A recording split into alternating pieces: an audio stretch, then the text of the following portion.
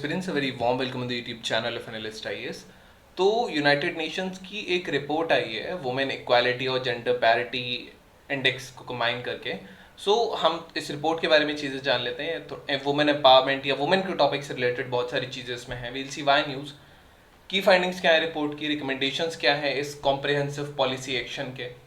Then ऐसे क्या discrimination women को फेस करने पड़ते हैं अपनी लाइफ में, बचपन से लेके बड़े तक, ये सारी चीज़ें थोड़ा डिटेल में हम देख लेंगे माइंड मैप के थ्रू। देन चैलेंजेस हम देखेंगे इंडिया में वुमेन एम्पावरमेंट को लेके कौन कौन से चैलेंजेस हैं। After that we'll be discussing our today's prelims and the mains practice question. So let's start. Was it in news?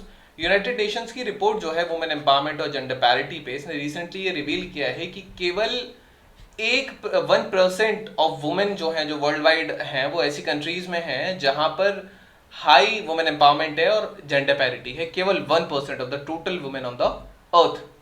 Now what are the key findings of the report? ये कहता है कि केवल 1% वुमेन ग्लोबली हैं, वो ऐसी countries में रहती हैं जहां वुमेन एम्पावरमेंट रेट भी ज्यादा है और जेंडर पैरिटी भी वहां ज्यादा है, क्वालिटी है।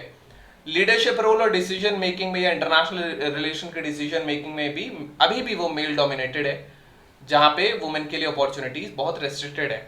ऑन एन एवरेज अगर देखा जाए तो वुमेन केवल अपने फुल पोटेंशियल का 60% ही अचीव कर पाती हैं according to the world women empowerment index. Now global gender parity index के हिसाब से जो वुमेन है वो लगभग आदमियों से 28% पीछे लैग करती हैं।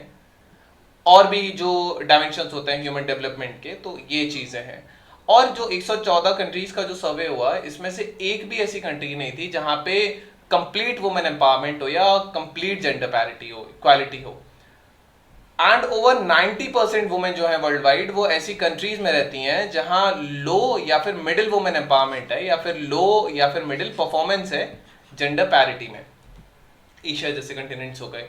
देन जेंडर इक्वालिटी जो है, ये इवन जो हाईली डेवलप्ड कंट्रीज हैं इनमें भी ये बहुत ज्यादा परसिस्ट है।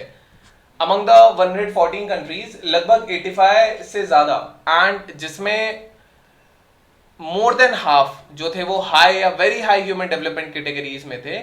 यहां पे भी बहुत लो या moderate level of women empowerment या जेंडर पैरिटी देखी जाती है। एक चीज और की, जरूरी नहीं कि अगर किसी कंट्री की इकोनॉमिक प्रोग्रेस हो रही है तो वो अलोन सफिशिएंट है जेंडर इक्वालिटी को पूरा करने के लिए, या अगर वुमेन की इकोनॉमिक प्रोग्रेस भी हो रही है तो वो जरूरी नहीं जेंडर इक्वालिटी में रिजल्ट करे, क्योंकि और भी बहुत सारे social norms and patriarchal society, ये सब डिपेंड करता है। इंडिया की जो लो वुमेन एम्पावरमेंट या जेंडर पैरिटी है, जबकि जो मॉडरेट हमारे यहाँ जो ह्यूमन डेवलपमेंट है वो मॉडरेट है, लेकिन फिर भी ये वुमेन एम्पावरमेंट जेंडर पैरिटी लो है। सो ये एक गैप दिखाता है जिस गैप को ब्रिज करना चाहिए for upliftment of the status of the women. Gender equality ये अकेला नहीं है जो वुमेन एम्पावरमेंट को गारंटी करता है। रिपोर्ट ये भी बताती है कि कोई भी कंट्री ऐसी नहीं थी जहां पे जेंडर गैप जो है उसने हाई वुमेन एम्पावरमेंट को शो किया हो, कि कम जेंडर गैप है तो हाई वुमेन एम्पावरमेंट हो। ऐसा भी इन दोनों में कोई रिलेशन नहीं है। एडिशनली देखा जाए तो लगभग 8% जो वुमेन कंट्रीज में रहती हैं वो लो एम्पावरमेंट लेकिन हाई जेंडर पैरिटी में रहती हैं। तो जरूरी नहीं कि जेंडर पैरिटी अगर ज्यादा है तो एम्पावरमेंट भी ज्यादा हो। देन रिकमेंडेशन क्या है इस कॉम्प्रिहेंसिव पॉलिसी के? तो सबसे पहला हेल्थ पॉलिसीज है। एक यूनिवर्सल एक्सेस हो सेक्सुअल और रिप्रोडक्टिव हेल्थ सर्विसेज के लिए, खासकर वुमेन के लिए, ताकि वो अपनी चॉइसेस ले सके अपनी bodies, lives, number of kids के बारे में। भारत में जनरली ऐसा कम होता है, रूरल एरियाज में कम होता है। देन इक्वालिटी अगर हम एजुकेशन में देखें तो जो एजुकेशन है प्राइमरली जो फील्ड, जो स्टेम के फील्ड्स हैं, साइंस, टेक्नोलॉजी, इंजीनियरिंग, मैथमेटिक्स के फील्ड में जो गैप्स है उनको कम करना चाहिए।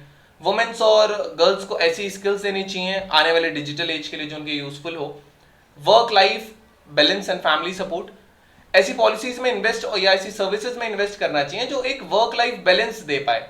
अफोर्डेबल चाइल्ड केयर सर्विसेज हो, एक प्रॉपर क्रेच हो, पेरेंटल लीव स्कीम्स हो, मैटरनल लीव हो, पीरियड लीव हो, ये मेंस्ट्रुअल लीव्स एंड ऑल।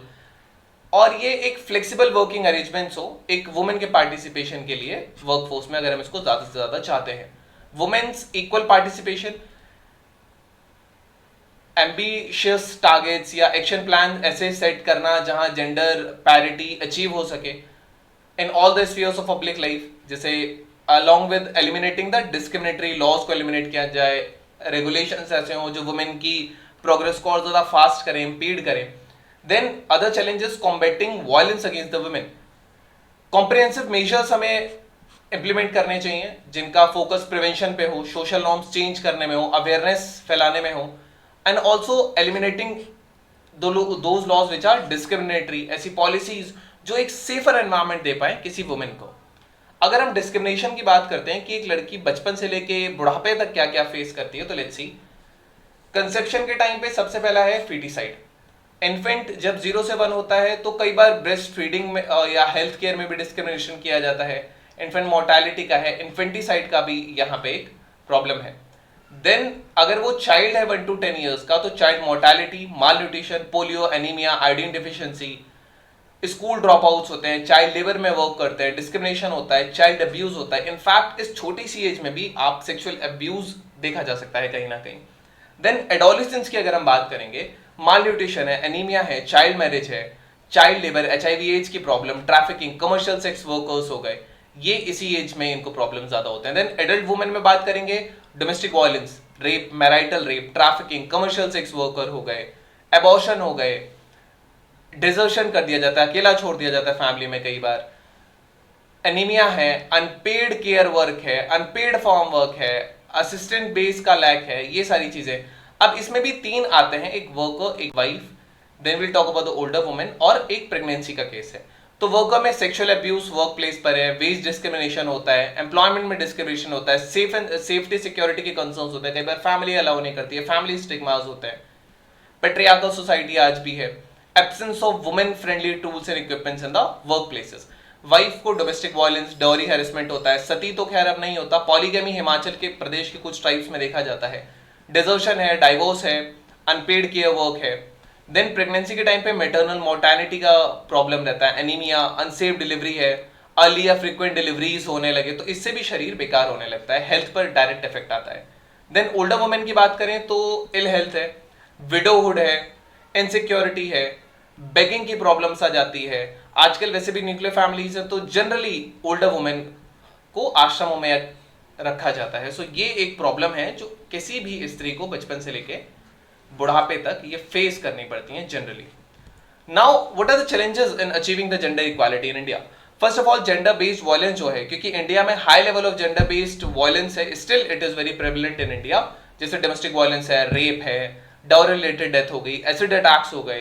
तो जो इम्प्लीमेंटेशन है, जो लॉज में जो गैप्स हैं, इनका प्रॉपर इम्प्लीमेंटेशन या सोशल स्टिग्मा भी कई बार वुमेन को डिस्करेज कर देता है ऐसे इंसिडेंट्स को रिपोर्ट करने से, वो रिपोर्ट ही नहीं कर पाती हैं ऐसे इंसिडेंट्स को। चाइल्ड मैरिज स्टिल प्रिवेंट है, जैसे कि राजस्थान के कुछ पार्ट्स में लीडिंग टू अर्ली प्रेगनेंसी होती है, गर्ल का एक्सेस एजुकेशन अपॉर्चुनिटीज से बंद हो जाता है, स्कूल ड्रॉप आउट्स हो जाता है। एंड अगर आपको एक रिपोर्ट याद हो तो कोविड-19 के टाइम पर राजस्थान के कुछ जिलों में इनफैक्ट स्टेम पेपर पर लड़कियों को बेचने का काम हुआ था अपना डेब्ट पूरा करने के लिए। So this was according to a report. So this is what is happening right now. These are the challenges which the women face. Now limited access to education, improvements बनाए जा रहे हैं गर्ल्स के लिए, लेकिन रूरल और मार्जिनाइज्ड communities जो हैं स्टिल वहां एजुकेशन को लेके बैरियर है, जैसे कि स्कूल्स की कमी होना। अगर स्कूल्स हैं तो सेफ्टी कंसर्न्स हैं ट्रैवल के टाइम पे, सोशल नॉर्म्स हैं जो बॉयज की एजुकेशन को ज्यादा प्रायोरिटाइज करते हैं, जेंडर वेज गैप है। वुमेन जो है इंडिया में ये ऑफन आप देखेंगे कि ये इनके जो मेल काउंटर पार्ट हैं जो सिमिलर वर्क करते हैं इनसे इनको जो सैलरी मिलती है वो कम ही मिलती है। ये जो वेज गैप है ये बहुत सारे सेक्टर्स और इंडस्ट्रीज में देखा जा सकता है। सोशल एंड कल्चरल नॉर्म्स है, पेट्रियार्कल नॉर्म्स है, डीप सीटेड, ये बहुत सारे सोसाइटीज में आज भी प्रिविलेंट है। एंड ये वुमेन की फ्रीडम को, उनकी चॉइसेस बनाने को, फुल्ली पब्लिक लाइफ में पार्टिसिपेट करने को भी ये चीजें रोकती हैं। यही कारण है कि ये भी वन ऑफ द रीजन है कि वुमेन जनरली आपको चुनावों में या बड़े बड़े उसमें नहीं दिखती हैं। ट्रैफिकिंग और एक्सप्लॉइटेशन की अगर हम बात करेंगे तो वुमेन एंड गर्ल्स जो है इंडिया में वो वनरेबल है ह्यूमन ट्रैफिकिंग के लिए, एक्सप्लॉइटेशन के लिए, and including sex trafficking, forced labour.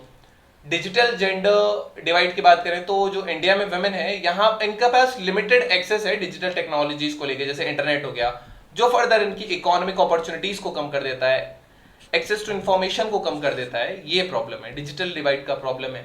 Then अगर हम बात करेंगे तो sustainable development goal 5 talks about the gender equality.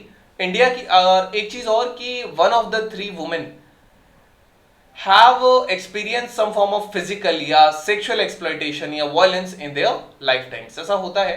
Then India की अगर हम बात करेंगे तो केवल 64.63% वुमेन ऐसी हैं जो लिटरेट है, जबकि मेन लिटरेट लगभग 81% है. देन अगर हम बात करेंगे, ओके, नाउ अगर हम वुमेन की बात करेंगे, गर्ल्स की बात करेंगे एनरोलमेंट में, तो लगभग 100% प्राइमरी एजुकेशन में, लेकिन हायर एजुकेशन में केवल 76.8% एनरोलमेंट है. मैरिजेस हो जाती हैं और भी बहुत सारे प्रॉब्लम्स हैं.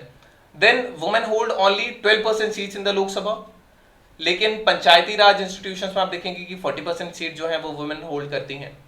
चाइल्ड सेक्स रेशियोज की बात करेंगे तो हर 1000 लड़कों पर 918 गर्ल्स हैं.